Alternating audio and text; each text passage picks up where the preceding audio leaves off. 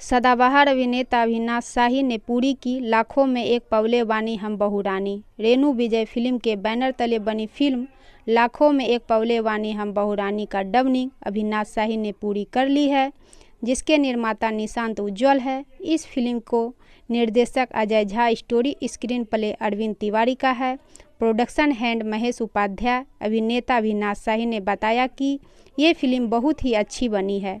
Dubbing करते वक्त मेरी आंखें भर आई। एक बेहतरीन निर्देशक और एक बेहतरीन प्रोड्यूसर के साथ काम करने का मौका मिला। ये फिल्म जल्द आप लोगों के बीच होगी।